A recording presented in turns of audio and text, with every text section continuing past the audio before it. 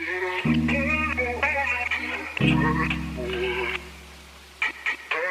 everyone, my name is Zoe and you're watching my channel Blank Paper. Yngstr. So for today's episode of Aesthetic and Chill, I'm going to be discussing my experience as a small YouTuber, just talking about some of the struggles, what I enjoy, tips that I have for any of you out there who'd be interested in starting a YouTube channel, and also some of my favorite small YouTubers. So even if you're not interested in starting a channel or don't necessarily share in my experiences, please stay tuned till the end because I'll be sharing some really cool channels with you guys. But yeah, so in today's episode, I'm gonna be drinking water, the substance of life. I'm legitimately so thirsty right now because I just ate nearly an entire bag of tortilla chips and yeah, I'm very parched. So I'll be sipping on this throughout the video.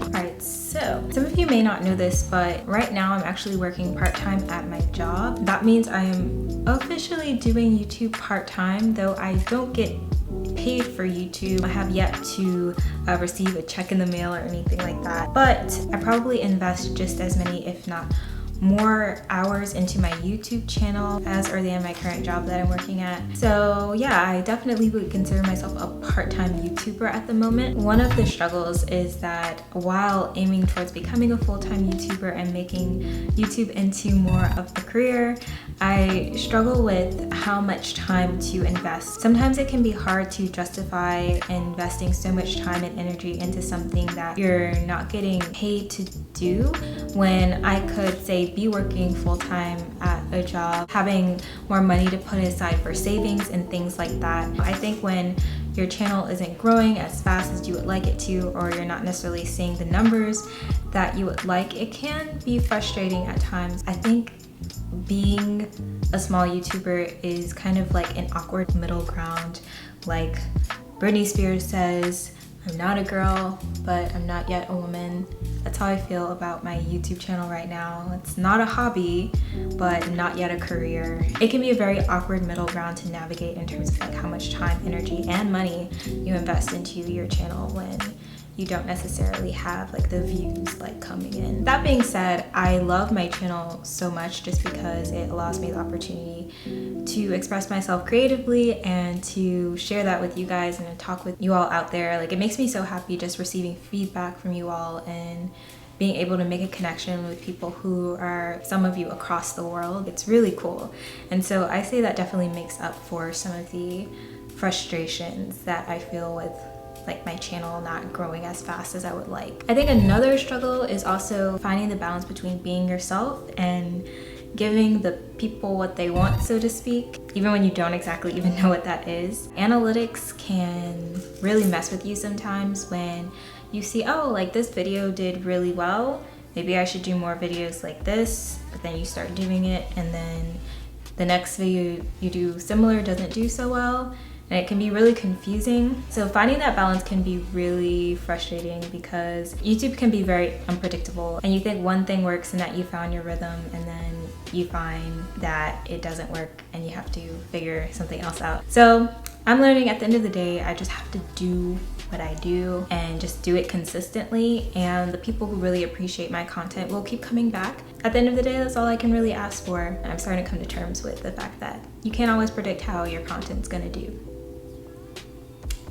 Oh, and then the big one for me that I think I'm finally starting to get a grasp on, but it was definitely a struggle in the beginning, is consistency and quality. For a perfectionist like me, this could be so hard because you're constantly feeling like something could be better. Early on, I really allowed that to get in the way of me releasing videos consistently. Sometimes I would just not release videos at all if I felt like I couldn't make them as perfect as I would like, especially because ultimately the type of content I want to create is probably content that will require a team. I'm coming to terms with the fact that I'm only one person and I can only do so much, and while I want the graphics to be fire and all the locations to be amazing and the shots to be out of this world, there's only so much I can do as one person. I have to be consistent on YouTube if I want to be successful. So I've been uploading one video a week. I don't know if any of you have noticed, but I've definitely become more consistent with that. And in the future, I want to gain even more consistency in terms of selecting an exact day and time that I upload.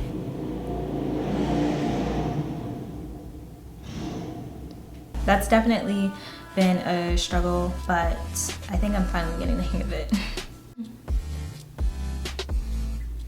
With that being said, I want to share some tips with you guys just in case any of you out there are interested in starting a YouTube channel or have possibly already started one. If there's anything that I've learned that could help you guys, I would love to share it. Just some things that I've learned is just right off the bat, create an upload schedule. This is just really important because I've learned that on YouTube, people are more attracted to your channel when they know what to expect from you. That's just across the board, like in terms of what type of content you release, like what your brand message is, basic length of your videos, how often you upload, just as much consistency as possible across all elements of your channel. When people know what to expect from you, the more often they'll come back to your channel.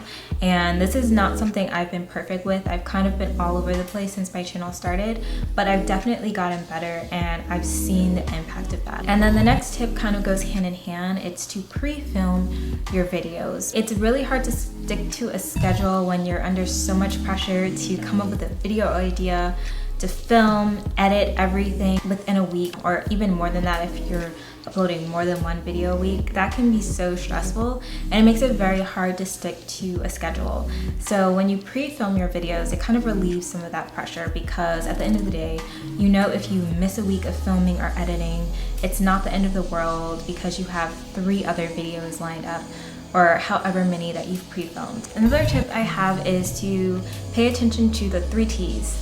Thumbnails, titles, and tags. These are all things that will help people to find your videos and will encourage them to click on your videos. Now, I'm not promoting clickbait. You definitely want your thumbnails and your titles to be honest, but at the same time, you also want them to be intriguing and enticing and attractive.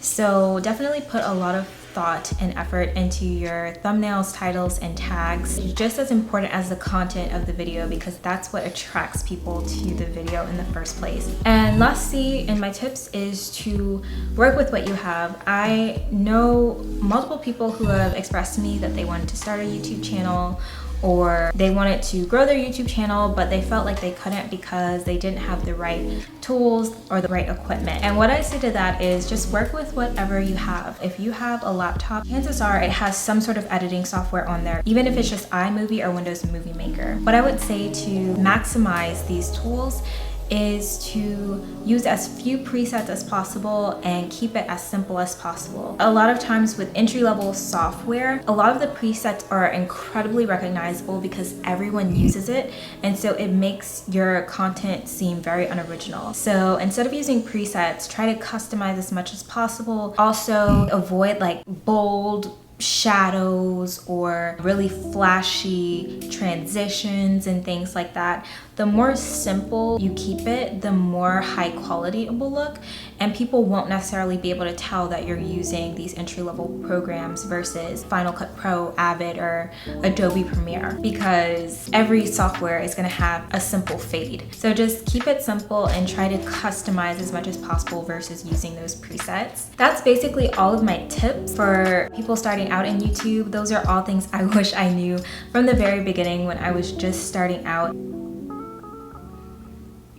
So I've already talked way too long for this video. It's almost 30 minutes. I just want to quickly share with you some of my favorite small YouTubers, and I really tried to find people who like upload consistently or at least have some recent uploads. The first YouTuber I'd like to mention is Reuben Enilo. I think that's how you pronounce his last name. He's super cool. He does like fashion related videos. I mean, I wouldn't put him in that box. He does a lot of things, but the main thing that I love about him is just how consistent his aesthetic is on his channel, and not just on his channel but across all platforms. Like his Instagram is goals. He's done how I edit my Instagram photos and I'm still like, my photo is not gonna come out like that. Like, how do you do it? His Instagram is just amazing. I love his channel, I love his content, and I just love his commitment to his aesthetic, so definitely check him out. Next is Piquetures by Nomi. She does a lot of travel videos. She's doing this monthly series called Love the Place You're In, or Love Where You're At. Can't remember the exact title, but I'll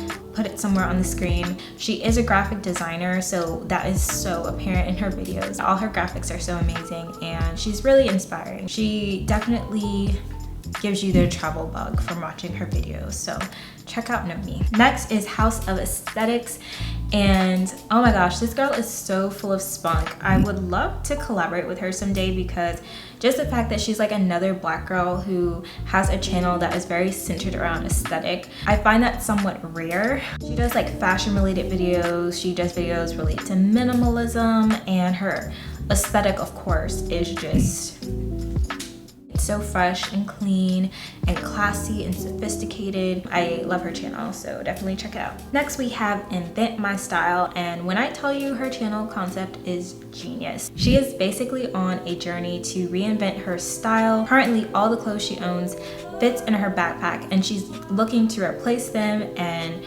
revamp her style. And once she hits 1,000 subscribers, viewers will be able to vote her clothes off the island. So it has like a Survivor kind of theme, and certain clothes will be voted off, certain clothes will be brought in. It really incentivizes you to subscribe, because you want her to hit 1,000 subscribers so that people can start voting. And it's just so cool, and she's so dramatic, and I love it. Her energy is over the top, and I know for some people they'd be like, it's too much, but I don't know, I really like it because I'm kind of a very chill person. It takes a lot, at least on camera, for me to raise my energy levels. So I just think it's really cool that she's just like seems so naturally like theatrical and dramatic and high energy. Like, I really like it. Next is Homegirl, and I love her channel. I've been watching her for quite a while now, and it's been really cool to see her channel grow. She actually works with the magazine Loungin in South Korea, and I think she's there teaching right now, but she does a lot of like work for them and does a lot of behind the scenes of Fashion Week. She has some really cool content on her channel, but she has amazing graphics. Her skills in editing is just, oh my gosh, it's so great. You can tell she puts so much work into her videos. I love her personality. She's Latina. I really love her channel, and she for sure deserves more subscribers because she puts so much effort into her videos. And then lastly, I would actually like to mention a friend of mine, like a real life friend who I'm really proud of, because she recently started a YouTube channel and she does makeup videos, and her inspirations include like Whaley and Sophia Chang. So if you like them, you'll really like her channel. When I tell you, her makeup is always slayed, not just on camera but in real life. That was my first impression of her. When I first met her, my first thought was like, who is that girl whose makeup is always just slayed every day? Her eyeliner is always on fleek. She needs to teach me her ways, so I'm really happy that she actually started a makeup YouTube channel. And she also does Ep3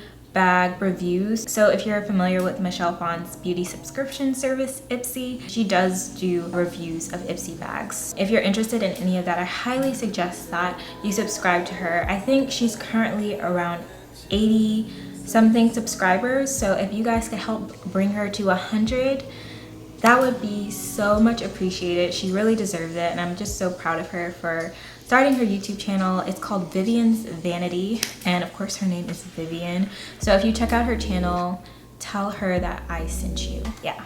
But I'll link everything down below.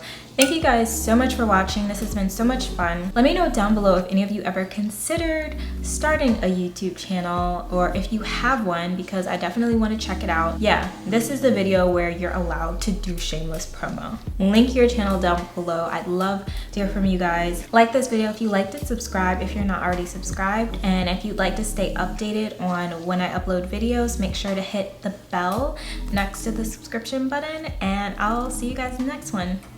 Bye guys.